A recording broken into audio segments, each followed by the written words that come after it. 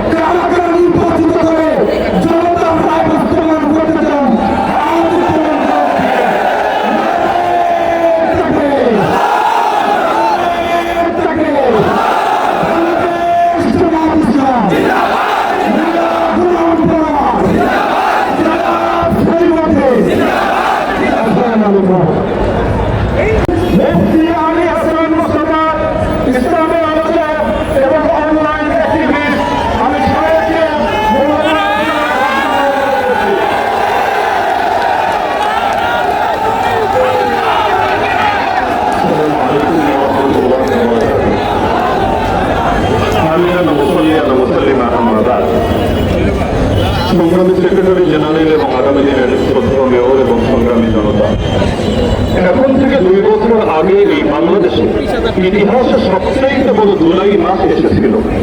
সাধারণত জুলাই হয় যে কয়দিনে, সেই বছর এই জুলাইটা এর চাইতেও আরো বেশি দীর্ঘদিনের হয়েছিল, 36 দিন হয়েছিল। সেই জুলাইয়ের আজকের এই দিনে অর্থাৎ 32 জুলাই বা 1 আগস্টে শেখ হাসিনা বাংলাদেশ জামাতে ইসলামী এবং ইসলামী ছাত্র শিবিরকে নিষিদ্ধ করেছিল। বলছে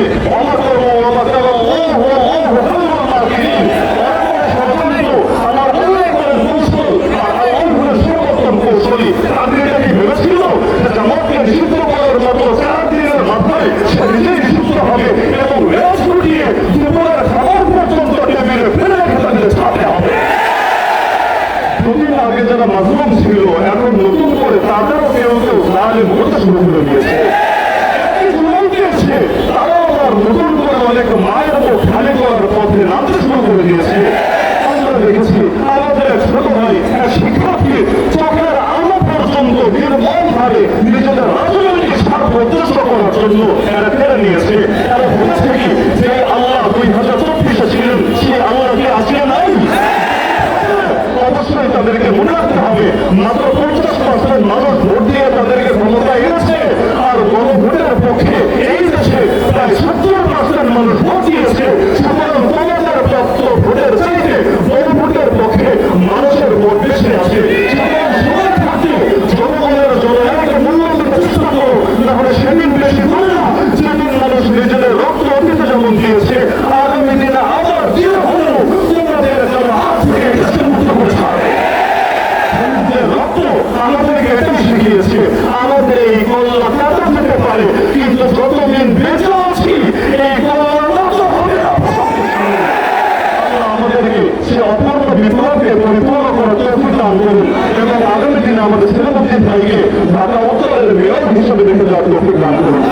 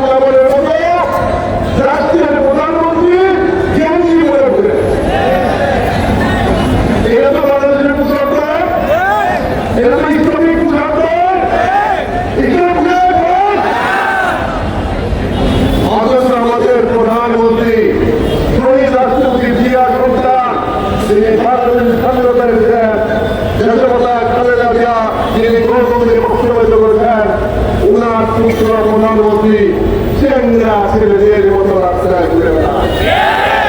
এটা লজ্জার কথা, শরমের কথা যে আমি স্ট্যান্ডার্ড আজকে উনি কোথায় নামিয়ে দিয়েছেন। তার পূজার বাজারে ইসলামের ধর্ম ধারণ আছে ধর্মগুলো, অথচ বাংলাদেশের 20 কোটি মানুষের মধ্যে আমরা 90 লাখ মুসলমান। আজকে এনসিবির ছেলেদের উপর হামলা করা হচ্ছে। আমি নিন্দা জানাই, আমি ক্ষোভ জানাই। এনসিবির ছেলেদের কারণে আজকে এমনি প্রধানমন্ত্রী হতে বলেছে। রাষ্ট্রের তিনি বাজারে কুকাইদেরকে তার ভিতরে জ্বালিয়ে দিচ্ছেন। এটা প্রতিহত করতে হবে। আর যদি জুলাই যুদ্ধের উপরে কোনো হাত উঠে সেই কারো হাত ভেঙে দিতে হবে। আওয়াজ তুলেন, নারায়ে তাকবীর, নারায়ে তাকবীর, নারায়ে তাকবীর। সংগ্রামী সাথী বন্ধুগণ, গণহত্যা, গণভোটের বাস্তবায়ন, জুলাই গণহত্যায় জড়িত ফ্যাসিস্ট হাসিনা এবং তার দোসরদের অবিলম্বে বিচারের কাঠগড়ায় দাঁড় করাতে হবে। অন্যথায় হাসিনা যে পথে গিয়েছে তাদেরকে পথে যেতে হবে। সংগ্রামী সাথী বন্ধুগণ, আজকের সমাবেশে এ পর্যায়ে সভাপতির বক্তব্য নিয়ে আসছেন বাংলাদেশ জামাত ইসলামী কেন্দ্রীয় নির্বাহী পরিষদের অন্যতম সদস্য, বাংলাদেশ ইসলামী ছাত্র শিবিরের সাবেক কেন্দ্রীয় সভাপতি, আগামী দিনের ঢাকা উত্তরের স্বপ্নদ্রষ্টা জামাত মনোনীত মেয়র পদপ্রার্থী জনাব মোহাম্মদ সেলিম উদ্দিন। জনাব মোহাম্মদ সেলিম উদ্দিন।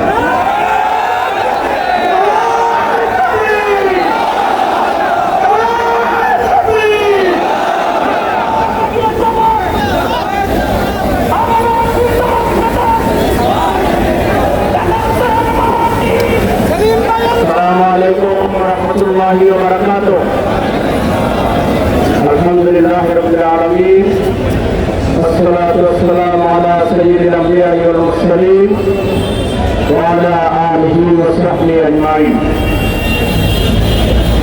জুলাই বিপ্লবের দ্বিতীয় বার্ষিকী উদযাপন উপলক্ষে গণভোটের গণরায় বাস্তবায়ন এবং স্বৈরাচারী হাসিনা এবং তার নির্দেশে তার পেটুয়া বাহিনীর কর্তৃক এদেশের হাজার হাজার মানুষের উপরে যে অত্যাচার করেছে, নির্যাতন করেছে, গুম করেছে, খুন করেছে, সেই গুম এবং খুনের বিচারের দাবিতে এবং জুলাই নিয়ে সব ধরনের অবমাননা, ঢালবানা বন্ধ করে অনতিবিলম্বে মুখের কথায় নয়, জুলাই আদেশে যেভাবে ছিল, গণভোটে জনগণ যেভাবে রায় দিয়েছেন, সেই রায়ের আলোকে জুলাই গণভোটের রায় 100% বাস্তবায়নের দাবিতে জামাত কেন্দ্র ঘোষিত দেশব্যাপী বিক্ষোভ সমাবেশ এবং গ্রাম মিছিলের অংশ হিসাবে ঢাকা মহানগরীর উত্তর জামাত ইসলামী আয়োজিত আজকের এই গ্রাম মিছিল পূর্ব সমাবেশে প্রধান অতিথি হিসাবে উপস্থিত রয়েছেন বাংলাদেশ জামাত ইসলামের সংগ্রামী সেক্রেটারি জেনারেল, সাবেক এমপি মজলুম জননেতা অধ্যাপক মিয়া গোলাম পরোয়ার। মঞ্চে উপস্থিত রয়েছেন বীর মুক্তিযোদ্ধা সাবেক এমপি আখতারুজ্জামান সহ মুফতি ওসামা এবং অন্যান্য সম্মানিত নেতৃবৃন্দ, মহানগরী জামাতের নেতৃবৃন্দ, সাংবাদিক বন্ধুগণ, প্রিয় নগরবাসী, সংগ্রামী নগরবাসী।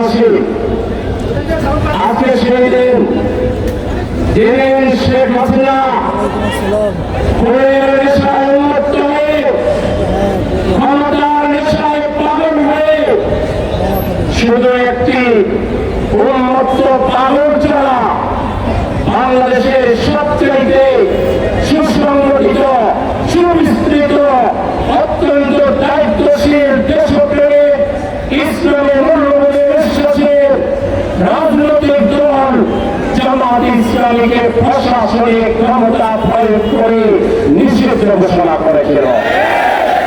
হাসিনার রাজনীতির ইতিহাসে এর চাইতে বড় ব্লান্ডার মিস্টেক আর কিছুই ছিল না। এটাই ছিল তার ক্ষমতার তহবিলের শেষ একমাত্র। জামাতকে নিষিদ্ধ করার মধ্য দিয়ে তার বিদায় নিশ্চিত হয়েছিল। তার সাথে লড়াই চলছিল আমাদের 15-16 বছর। যদিও নামে একটা বিরোধী দল ছিল, কার্যত লড়াই ছিল আওয়ামী লীগের নেতৃত্বে সকল দাম আর জামাতের নেতৃত্বে সকল দাম। তারা তাদের প্রধান প্রতিপক্ষ জামাতকে মনে করত, অন্য কাউকে মনে করত না। এই জন্য অলিতে গলিতে ঢুকে বাসা বাড়িতে ঢুকে জামাতের নেতা কর্মীদেরকে যেভাবে পরিচিত করেছে, খুন করেছে, গুম করেছে, আয়না করে নিয়েছে, জামাত ছাড়া অন্যরা বিভিন্নজন বিভিন্নভাবে ক্ষতিগ্রস্ত হয়েছেন, কিন্তু জামাতকে যেভাবে টার্গেট করেছিল অন্যদেরকে সেভাবে করে নাই। তিনি বুঝতে পারেন নাই লড়াই আমরা একটু দীর্ঘ করছিলাম, একটু একটু ভেবে আসছিলাম, জনগণের মধ্যে আমরা স্নান করে নিচ্ছিলাম। আমাদের দৃঢ় ইমান ছিল হাসিনার পতন বাংলার মাটিতে হবেই হবে। সেজন্য চূড়ান্ত লড়াই জুলাই আন্দোলনের মধ্য দিয়ে হয়েছে, কিন্তু এটা জুলাই দিয়ে শুরু নয়, এটা শুরু হয়েছে আরো আগে থেকে। আর তার চূড়ান্ত পরিণতি হয়েছে জুলাইয়ের মধ্য দিয়ে। এবং এই লড়াইয়ে জামাতের নেতৃত্বে বাংলাদেশ পন্থী ডানপন্থীদের চূড়ান্ত বিজয় হয়েছে। হাসিনার নেতৃত্বে সমস্ত বাম রাম এবং তাদের বড় আধিপত্যবাদী শক্তির খবর রচনা হয়েছে বাংলাদেশে। বাংলাদেশে আর আধিপত্যবাদ মাথা ছাড়া দিতে পারবেন না। মাথা ছাড়া দিয়ে দেওয়ার দূরের কথা, তাদের চুল দেখার সাথে সাথে জুলাই যোদ্ধার 18 কোটি মানুষ সেটা তিনদিনেই ওদের মাথাকে গুলিয়ে দেবে। বাংলাদেশে কোনো দালালের স্থান হবে না। বাংলাদেশে কোনো বিদেশির আধিপত্যবাদ বাংলাদেশে চলবে না। বাংলাদেশ চালাবে বাংলাদেশের 18 কোটি মানুষ। সংগ্রামী ভাইরা আমার, আমরা জুলাইয়ের আগেও এই ঢাকা শহরে হাসিনা চক্রের তালকে কাঁপিয়েছিলাম। আপনাদের মনে আছে? লম্বা সময় লাগবে বলতে গেলে শুধু এটুকু বলি, 2022 সালের 30 ডিসেম্বর যুগপথ আন্দোলনের প্রথম মিছিল ছিল। 2 মহানগরে আলাদা আলাদা মিছিল ছিল। আমরা শহীদ মসজিদের সামনে থেকে জুমা নামাজ পড়ে মিছিলের ডাক দিয়েছিলাম। পুরো মালিনাথ কর্ডন করে ফেলা হয়েছিল। মাঠ থেকে আমাদের মায়েরা বলছিল, সেলিম ভাই মিছিল পস্পন করে দেন, আমাদের পক্ষে মিছিল করা সম্ভব হবে না। আমি তখন টিএনটির মসজিদে নামাজ পড়তেছিলাম। আমার সাথে একজন অ্যাডভোকেট এখানে সামনে আসে দেখছি, খালেদ সাইফুল্লাহ তারেক, সে আমাদের হুন্ডা দিয়ে সেখানে নিয়ে যাবে। আমরা নামাজে আল্লাহু আকবার বলবো, পরে আমি হাত ধরে বললাম এখানে নামাজ পড়বো না, তুমি হুন্ডা স্টার্ট করো। কোথায় যাবেন? আমি বললাম নামাজ ময়দানে গিয়ে পড়বো। আজকে যদি একজনকে রাস্তায় নামতে হয় তাহলে আমি নামবো, আমাকে গ্রেফতার করে নিয়ে যাবে। জামাত তো কোনো মাথা নত করা জানেন না। আমরা গিয়ে শহীদ মসজিদে কোন রকম জামাত পেয়েছিলাম। জামা শেষ করে বললাম, তুমি হুন্ডা করে নিয়ে আসো, আমি ডাইরেক্ট যাই, কারণ তোমার হুন্ডার পিছনে উঠতে গেলে অনেক দূরে আমি গ্রেফতার হয়ে যেতে পারি। আমি গ্রেফতার হলে অন দি স্পট এখানে মিছিলের কর্মসূচি ঘোষণা করেছি, এখানে মিডিয়ার সামনে গ্রেফতার হবো, প্রমাণ করবো একজন জামাত বেঁচে থাকতে সরকারের কাছে আমরা মাথা নত করবো না। আমি যখন আইল্যান্ডের উপরে দাঁড়ালাম তখন লোক নাই, কয়েকজন লোক 150 লোক সবাই আসলো। ব্যানার বোঝাবুঝি করে কোন রকম ব্যানার করলাম, আমাদের ব্যানার টানাটানি করে নিয়ে যেতে চাচ্ছিল। গোলাগুলি শুরু হয়ে গেল। আমরা তাদের সকল ক্র্যাকডাউনকে মোকাবেলা করে মিছিল আমাদের গন্তব্যে আমরা নিয়ে গিয়েছিলাম। অসংখ্য ভাই আহত হয়েছিল, অসংখ্য ভাই ফিরে গিয়েছিল এবং সেদিন আমরা প্রমাণ করেছিলাম ঢাকা শহর থেকে নিজামী বাইকে ফাঁসি দিয়ে, মুজাহিদ বাইকে ফাঁসি দিয়ে আমাদের নেতৃবৃন্দকে খতম করে, কয়েকজন নেতৃবৃন্দকে তারা খতম করেছে। আমাদের আদর্শকে, আমাদের দলকে তারা কিছুই করতে পারে না। আমরা সেদিন বীরতর্কে মিছিল করেছিলাম। আমাদের ডাক্তার আব্দুল্লাহ মোহাম্মদ তাহের ভাই বলেছিলেন, এরপর বিভিন্ন এমপিসি থেকে ফোন করে বলেছিল, আমাদেরকে তো হাসিনা বলেছিল আপনারা গণকে আপনারা নাই। আজকের মিছিল তো প্রমাণ করলো ঢাকায় আপনাদের শক্তি তো যথাযথ বহাল আছে। সংগ্রামী ভাইরা আমার, তারপরে আমরা 5ই জানুয়ারি আবার সেই বাগদারোডে বিশাল মিছিল করেছিলাম। তাদের সকল বিরোধীরাকে, তাদের সকল বাধাকে উপেক্ষা করে বিশাল মিছিল আমরা ঢাকা শহরে করেছিলাম। এভাবে জুলাইয়ের আগেও রাজপথের ভিড় হিসাবে জামাত ইসলামী এই ঢাকা শহরে কাজ করেছে। একদিকে স্বৈরাচার হটানোর কাজ আমরা করেছি, অন্যদিকে মানবিক আন্দোলন আমরা ঢাকা শহরে করেছি। আমরা চিকিৎসা সেবা দিয়েছি, আমরা নানা ধরনের সার্ভিসের মাধ্যমে ঢাকা শহরের প্রতিটি মানুষের মন জয় করার চেষ্টা করেছি। তার প্রমাণ গত জাতীয় নির্বাচনে সাধারণত ক্ষমতায় যারা চায়, ক্ষমতাসীন দলের রাজধানীতে বেশি ভোট পায়, কিন্তু গত জাতীয় নির্বাচনে এই ঢাকা সিটি কর্পোরেশনের উত্তরে 8টা সিটে বিএনপির চাইতে 65,000 ভোটে বেশি আমরা পাস করেছি। আমরা 5টা ইলেকশন করেছিলাম, 4টাতে আমরা বিজয়ী হয়েছি। আমাদের জোট সঙ্গীদেরকে 3টা দিয়েছিলাম, তারা 1টাতে বিজয়ী হয়েছে আমাদের সহযোগিতায়। সুতরাং এই রাজধানী শহর ঢাকা সিটি উত্তর এটি ইসলামপন্থীদের, মানবিক পন্থীদের, জোড়াইপন্থীদের, দেশপ্রেমীদের একটা কাঠি শহর। এই ঢাকা শহরে আগামী দিনে স্থানীয় নির্বাচন হবে। ঢাকা শহর জলাবদ্ধতায় আবদ্ধ, ঢাকা শহরে যানজট, ঢাকা শহরে মশার উপদ্রব, ঢাকা শহরে ময়লা, ঢাকা শহরে খুন, ঢাকা শহরে ছিনতাই। এই ঢাকা আমরা চাই না।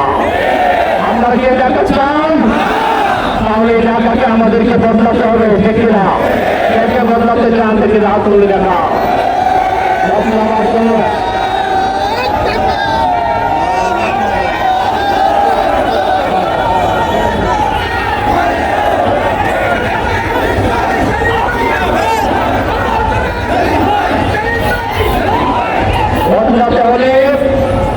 কাউন্সিলর, মেয়র, জামাতের পক্ষ থেকে অলরেডি প্রার্থীকে ঘোষণা করা হয়েছে। তাদেরকে জনগণের কাছে পরিচিত করে একটা জনবিপ্লব, জাতীয় নির্বাচনে আমাদেরকে জনগণ ভোট থেকে দিয়েছিল, কিন্তু আমরা গণবিপ্লব করতে পারি নাই বলে আমাদের ভোট হাইজ্যাক হয়েছে। ঢাকা শহরে এরকম তারা ভোট হাইজ্যাক করুক, নাটক করুক, সিনেমা করুক, এটা কি আপনারা চান? তাই ঢাকা শহরের সমস্ত জনগণকে ঐক্যবদ্ধ করে জনগণের ম্যান্ডেট রক্ষায় যদি আমাদেরকে ভুলে খেতে হয়, ভোট পেতে নিয়ে শহীদ আউটসাইডের মতো ভোট সাধারণ করে দিলে গুলি খেতে হয়, জেলে যেতে হয়, জীবন দিতে হয়, সব কিছুর বিনিময়ে ঢাকা নগরীর জনগণের ম্যান্ডেট রক্ষায় আপনারা কি প্রস্তুত আছেন? সবাইকে আমরা প্রস্তুতি নেওয়ার আহ্বান জানাচ্ছি। ইনশাআল্লাহ আমরা জান দেব, জুলাই দেব না, আমরা জান দেব, জনগণের ম্যান্ডেট কাউকে চুরি করতে দেব না। আসুন আমরা আবার সরকারকে দাবি জানাবো, আপনি মুখে মুখে জুলাই 100% বাস্তবায়ন করবেন।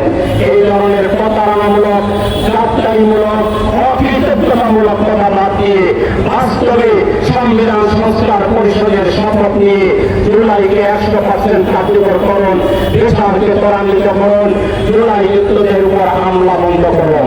জুলাই যোদ্ধা হবিগঞ্জের একজনকে চোখ দুটো নষ্ট করে দিয়েছেন, এই চোখ আপনাদেরকে ফেরত দিতে হবে। তাহলে আমরা ঢাকাবাসী সহ সারা বাংলাদেশের মানুষ আমার ভাইয়ের চোখের দাবি থেকে রাস্তায় নামে আপনারা পালাবার রাস্তা খুঁজে পাবেন না। সবাইকে অন্যায়ের বিরুদ্ধে, অসত্যের বিরুদ্ধে, এমন সমস্ত ফ্যাসিবাদ স্বৈরতন্ত্রের বিরুদ্ধে মাথা উঁচু করে শির উঁচু করে দাঁড়িয়ে থেকে জাগরণ তৈরি করে সমস্ত মানব রচিত মতবাদ চরিত্রমন্ত্রের প্রচার করে এই ঢাকা শহর মসজিদের শহরকে আমরা মানবিক শহরে পরিণত করবো ইনশাআল্লাহ। সবাইকে প্রস্তুতি নেওয়ার আহ্বান জানিয়ে, সবাইকে সংগ্রামী সালাম এবং ধন্যবাদ জানিয়ে আমার বক্তব্য এখানে শেষ করছি। আল্লাহ হাফেজ। বাংলাদেশ জিন্দাবাদ, বাংলাদেশ জামাত ইসলামী জিন্দাবাদ।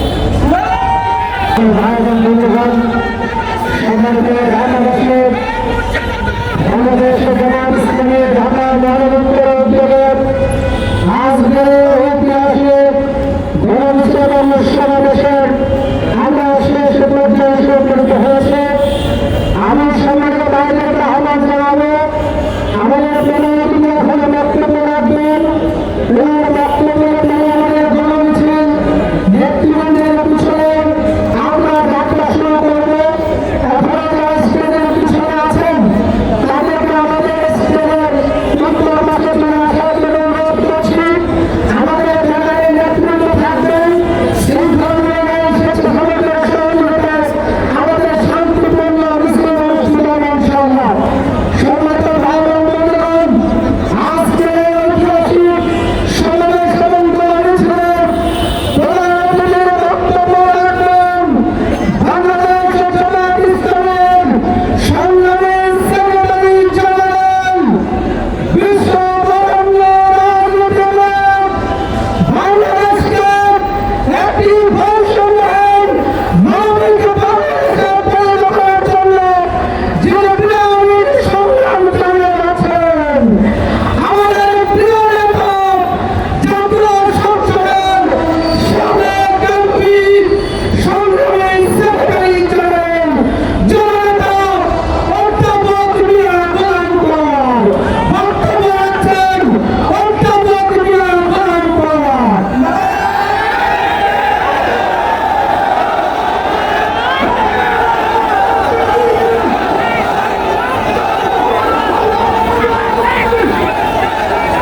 السلام عليكم ورحمة الله وبركاته. الحمد لله رب العالمين، الصلاة والسلام على سيد المرسلين وعلى آله وصحابه أجمعين.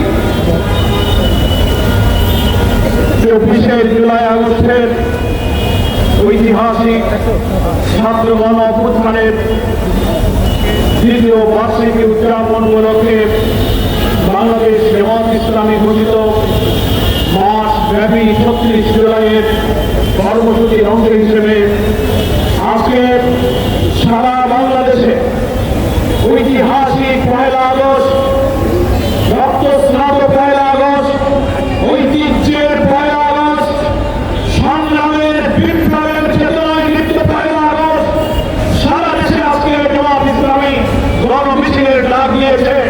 সেই গণমিছিল পূর্ব সমাবেশে আজকে ঢাকা মহানগরী জামাত ইসলামীর এই সমাবেশে সংগ্রামী সভাপতি, ঢাকা মহানগরী উত্তরের সংগ্রামী আমির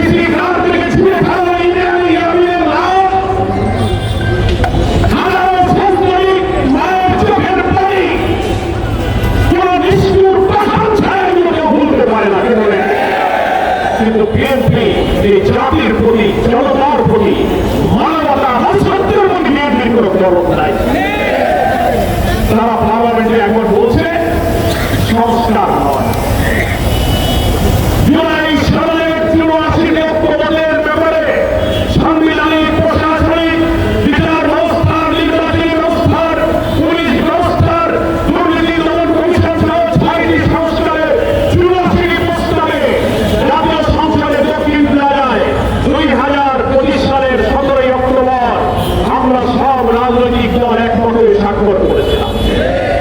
সেই চুরাশির সংস্কারের গুরুত্বপূর্ণ প্রায় 14-15টি মৌলিক সংবিধানের কাঠামোগত সংস্কারের ব্যাপারে বিএনপি ভিন্নমত পোষণ করে তারা এই সমাধানের নোট অফ ডিফেন্স দিয়েছে। এখন তার মানে এইগুলো বাদে না থাকবে, তা দিয়ে আমরা জুলাই সনদ মানব। পার্লামেন্টে একজন মন্ত্রী দেখেন না, জুলাই সনদের লাল বই উঁচু করে বলে আমরা অক্ষরে অক্ষরে এই জুলাই সনদ মানব। শুনেননি? প্রধানমন্ত্রী বলে, মানুষ মনে করে কি রে সরকার তো মানব, জমার জায়গাও মানে না। এর রহস্যটা কি? রহস্য হলো 84টি সাংবিধানিক পরিবর্তনে প্রধানমন্ত্রীর মেয়াদ, ক্ষমতা, চিফ জাস্টিস, কেয়ারটেকার সরকার, আবার হাউস, সাংবিধানিক পদ, পিএসসি, পাবলিক সার্ভিস কমিশন, প্রধান বিচারপতি এবং আপিল বিচারের সমস্ত জাস্টিস, সাংবিধানিক সমস্ত পদে নিয়ে বিদ্যমান সংবিধানের কার্যকরের প্রধানমন্ত্রীর যে ক্ষমতা ছিল, সেই কর্তৃত্ববাদী অসীম প্রধানমন্ত্রীর ক্ষমতাকে তারা সংবিধানে বহাল রাখতে চায়। এই জন্য এইগুলো বাদ দিয়ে যা থাকবে সেটাই ওনারা বলে আমরা সংস্কার নয় সংশোধন করবো। তার অর্থ হলো 84টি সংস্কার প্রস্তাবের মৌলিক এই সংবিধানের কাঠামোগত পরিবর্তন না করে আর যা করতে চায় সেটা একেবারে ন্যাচারাল। তাদের সংবিধানের ফ্যাসিবাদী চরিত্রের কোনো পরিবর্তন হবে না। তারা ভয় পায় সংবিধান যদি সংস্কার হয়ে যায় তাহলে আমাদের প্রাইম মিনিস্টারের হাতে আর ক্ষমতা থাকবে না। পিএসসি, সরকারি চাকরি, বিচারপতি নিয়োগ, তত্ত্বাবধায়ক সরকারের প্রধান নিয়োগের প্রত্যেকটি ক্ষেত্রে ফ্যাসিবাদী হাসিনা মেজরিটি এবং কর্তৃত্বের ক্ষমতা দিয়েছে। সেই ক্ষমতাকে প্রধানমন্ত্রী এবং বিএনপি তারা এখন বহাল রাখতে চায়। মৌলিক ব্যাপারে তারা নোট অফ ডিফেন্স দিয়েছে। এই জন্য আমরা বলছি জুলাই সনদের এই সব ব্যাপারে আপনারা নোট অফ ডিফেন্সের ভিন্নমত পোষণ করেছেন, কিন্তু তার ভিত্তিতে 2025 সালের 13ই নভেম্বর জুলাই সনদ বাস্তবায়ন আদেশ সংবিধান সংস্কারের জন্য 25 সালের 13ই নভেম্বর একটি প্রেসিডেন্সিয়াল অর্ডার জারি করে বলা হয়েছে এই সংবিধান আদেশের ভিত্তিতে একই দিনে গণভোট, একই দিনে জাতীয় ভোট হবে, একটি সংস্কার পরিষদ হবে, এখানে এমপিরা শপথ নেবে, সংবিধানের সংস্কার হবে। এর মধ্যে 84 ঐক্যমতের বিষয়ে সংবিধানের প্রতিদিন অন্তর্ভুক্ত হবে। এই জন্য আমরা বলেছি ভিন্নমত পোষণ করা জুলাই সনদের বিএনপির ইচ্ছা অনুযায়ী নয়, বরং গণভোটে 70% লোক ভোট দিয়ে, হার ভোট দিয়ে 84টি বিষয়ে একমত হয়েছে। এই গণভোটের কোনো রায়কে আমাদেরকে মানতে হবে। আপনারা খেয়াল করে দেখবেন বিএনপি কিন্তু বলে শুভঙ্করের ফাঁকি যেটা জুলাই সনদ মানবো, কিন্তু একদিনও বলে নাই যে গণভোটের গণরায়কে মানবো। বুঝে একদিনও বলে না। কেন বলে না? বলে এই কারণে যে জুলাই সনদে তাদের নোট অফ ডিফেন্স ভিন্নমত আছে, কিন্তু গণভোটের যে ব্যাপারে 4টি প্রশ্নে আমরা হার হয়েছি ওখানে কোনো নোট অফ ডিফেন্স নাই, ভিন্নমত নাই, সবটাই মুসলমান হার ভোট দিয়েছে। এই জন্য ওনাদের শুভঙ্করের ফাঁকি গণভোট আর জুলাই সনদের মধ্যে ভেজাল লাগাই দিয়ে পাবলিককে বিভ্রান্ত করতে চায়। সাহসটাকে বলুন। প্রধানমন্ত্রী তারেক রহমান আর একজন মন্ত্রী আছে, তার দপ্তর হল স্বরাষ্ট্রমন্ত্রী, কিন্তু সবাই বলে সর্বমত। কি বলে না? এমনকি প্রধানমন্ত্রীর বক্তব্যটা উনি অনেক সময় নীরবে বসে থাকেন, উনি দাঁড়িয়ে বলেন আমি প্রধানমন্ত্রীর পক্ষে কথা বলছি। দুনিয়ার কোনো প্রধানমন্ত্রীর ডেমোক্রেসিতে আমরা এটা দেখি নাই যে প্রধানমন্ত্রী থাকেন আর আরেক মন্ত্রী তার পক্ষে কথা বলে, তিনি অনুপস্থিত থাকলে তার পক্ষে দায়িত্বপ্রাপ্ত মন্ত্রী কথা বলে। প্রধানমন্ত্রীকে ভুল বুঝিয়ে চারপাশের কিছু লোক রক্তাক্ত জুলাইয়ের গণঅভ্যুত্থানের জুলাই সনদের ভিত্তিতে আইনি ভিত্তির মধ্য দিয়ে গণভোট হয়েছে, সেই গণভোটের রায় থেকে বিএনপি সরকারকে তারা পিছনে নিয়ে যাচ্ছে, ফ্যাসিবাদী দিকে দেশ নিলামিত করছে। আজকে গণেশপুর করে সমাজের জামাত ইসলামের পক্ষ থেকে আমরা পরিষ্কার বলতে চাই, আমাদের নেতা leader opposition doctor Shafiqur Rahman পার্লামেন্টে বলেছেন এত সমস্ত শহীদের রক্তে ভেজা জুলাই সনদের ভিত্তিতে যে গণভোট হয়েছে 70% মানুষের রায়ের সাথে আপনারা বেইমানি করতে পারেন, আমরা বেইমানি করতে পারবো না। পার্লামেন্ট চলছে, পার্লামেন্টে ভুল স্বীকার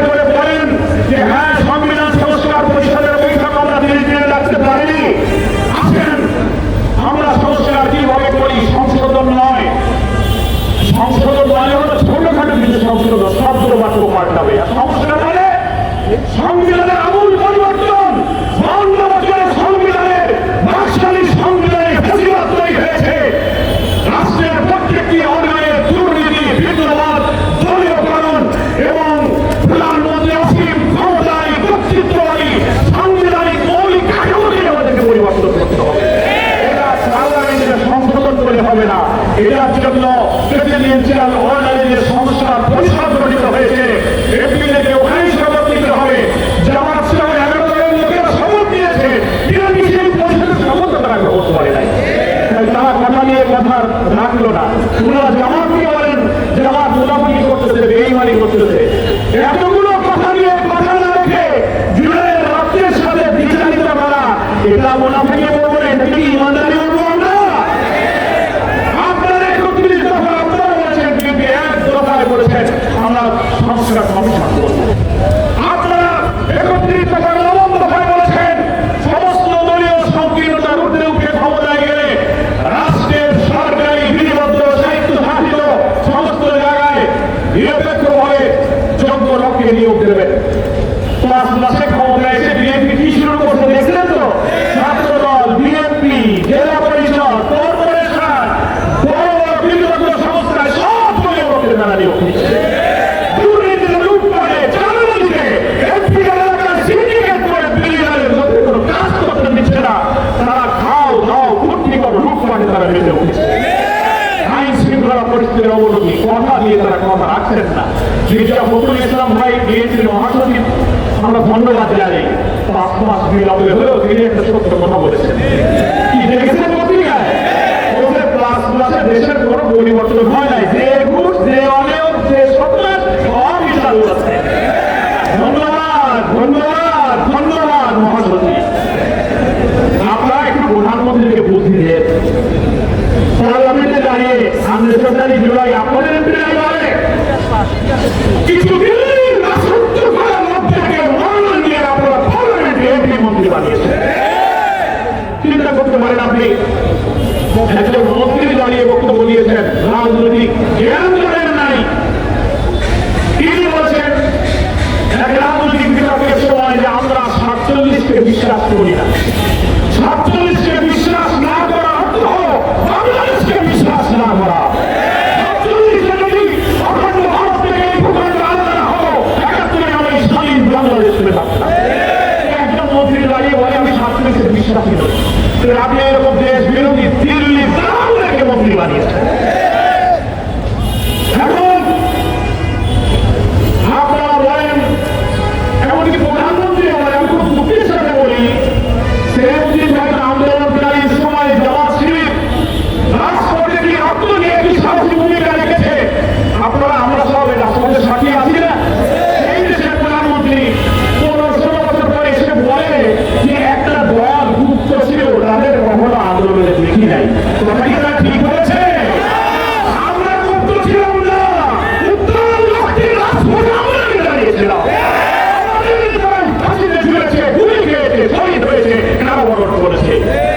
আপনাদের মতো আমরা লন্ডন আর শিলংয়ে যাইনি, এই মাটিতেই আমরা। কেন আপনি মুক্ত বলেন? আপনার মন্ত্রী মিনিস্টার চারপাশে যারা আছেন তাদের ভুল কথায় ভুল তথ্যে বিভ্রান্ত হবেন না। আজকের দিনে জামাত এবং শিবিরকে নিষিদ্ধ করা হয়েছিল কেন? তারা আমাদের অনেকে প্রশ্ন করে, ইন্টেলিজেন্সকে প্রশ্ন করে, বিএনপি কত দল কত লোকিত আন্দোলন করলো, কিন্তু শেষ করে আপনাদের নিষিদ্ধ করলো কেন? রহস্যটা কি? ইন্টেলিজেন্সের সেরা কর্মকর্তারা অনেক সিনিয়র লোকেরা আমাদের কাছে রিপোর্ট দিয়েছেন, নাম বলবো না। শেখ হাসিনার আন্দোলনের শেষ দিনগুলোতে সেনাবাহিনী, র্যাব, পুলিশ সমস্ত লীগের ক্যাডারদের গুলি করে শত শত লাশ যখন পড়তে লাগলো, আন্দোলন থামানো গেল না। রাজধানী ঢাকায় বাংলাদেশের সকল প্রবেশ পথ দিয়ে উত্তর লক্ষ্য করে হাসিনা দিশারা হয়ে বলল কেন আন্দোলন থামানো যাচ্ছে না, তদন্ত করো। গোয়েন্দারা রিপোর্ট দিল এই আন্দোলনের অন্তর্নিহিত শক্তি হচ্ছে জামাত এবং শিবির।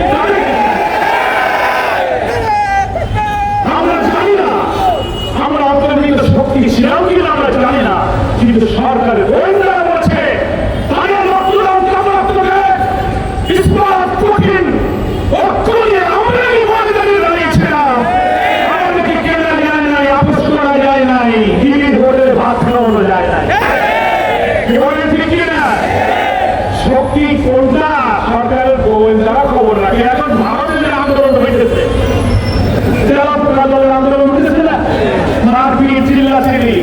এখন ভারতের বিজেপির লোকেরা পশ্চিমবঙ্গে এই সমস্ত নাম আর বললো না, তারা বলে ভারতের এই আন্দোলনে যাওয়া শিবিরের বাবুরা বুঝে যায় অফিসের আন্দোলনেও যাওয়া শিবির, ভারতেও যাওয়া শিবির। আল্লাহ আপনাদের মুখটা আরো বড় করে দিন। আমরা অত শক্তিশালী ভাবি না, কিন্তু সারা দুনিয়ায় জামাত শিবিরকে নিষিদ্ধ করে বাংলাদেশে মৃত্যুবাহীন এক অজেয় অপ্রতিরোধ্য শক্তি হিসেবে আমি জামাত শিবিরকে পরিচিত করি। এটাদের মধ্যে ওনাদের ধন্যবাদ দিতে হয় নাকি বলে? আজকে ধন্যবাদ দেবো না, উনি দেশে আসতে যাচ্ছেন তো, দেশে আসতে যাচ্ছেন না, জনগণ আপনাকে স্বাগত জানানোর জন্য প্রস্তুত আছে, আসবেন কিভাবে আসেন। প্রধানমন্ত্রীকে বলবো আপনার মন্ত্রী মিনিস্টারদের মধ্যে দুর্বলতা আছে, বেশিরভাগের দোষদেরকে আপনি আদালত থেকে জামিন দিচ্ছেন, রাজনীতি করছেন, নির্বাচনে অংশ নেবে আইন সংশোধন করে, তারা ডিফাইন আওয়ামী লীগ ইনক্লুসিভ ইলেকশনের নামে ফ্যাসিবাদের প্রেতাত্মাদেরকে বাংলাদেশে পড়ার জন্য আমার ষড়যন্ত্র করছে। আমি ঢাকাবাসীকে বলতে চাই, আমার যদি 24-এর রক্তাক্ত ইতিহাস সৃষ্টিকারী ফ্যাসিবাদের প্রেতাত্মাকে এই সুযোগ দিলে আপনারা কি মেনে নেবেন? কষ্টই আসে না। তাই আমরা বলি গণভোটের গণরায়ের কার্যকরের জন্য পার্লামেন্টে সংবিধান সংস্কার পরিষদের আহ্বান করুন। বিএনপির এমপিরা শপথ নিন, আমরা আমাদের এমপিরা শপথ নিন, বৈঠক রাখুন, 84 সংস্কার সম্পন্ন করুন, সংবিধানের তফসিলে অন্তর্ভুক্ত করুন। তা না হলে রাজনৈতিক সাংবিধানিক বিতর্ক যদি পার্লামেন্টে নিষ্পত্তি না করেন, আমাদের আর কোনো পথ থাকবে না। 70% লোকের কাছে রাজপথে আর ফায়দা হবে। আগামী দিনে ঢাকা মহানগরী উত্তরে দক্ষিণে স্থানীয় সরকার নির্বাচন ঘোষিত হয়ে এখানে আমরা সেলিমউদ্দিন ওখানে সালিক ক্যাম্পে নিয়ে প্রত্যেকটি ওয়ার্ডে কাউন্সিলর করে নির্বাচিত করে রাজনীতির রাজধানীকে ইসলামী আন্দোলনের আন্দোলন শক্তিতে পরিণত করে বেশিরভাগের রাজনীতির প্রভাব রচনা করতে চায়। সকলকে গণমিছিলে শান্তিপূর্ণভাবে নেতৃত্বের শৃঙ্খলা আনুগত্যের অনুভব উদাহরণ তৈরি করে এই গণমিছিলে অংশগ্রহণের আহ্বান জানিয়ে নেতৃবৃন্দ, দেশবাসী, প্রশাসন, সরকারি ইন্টেলিজেন্স, আইন শৃঙ্খলা যারা দায়িত্ব পালন করে আমাদের সাহায্য করেছেন, বাংলাদেশ জামাত ইসলামীর তরফ থেকে সকলকে কৃতজ্ঞতা জানিয়ে আমি আমার বক্তব্য শেষ করছি। আল্লাহ হাফেজ। বাংলাদেশ জিন্দাবাদ, জামাত ইসলামী জিন্দাবাদ।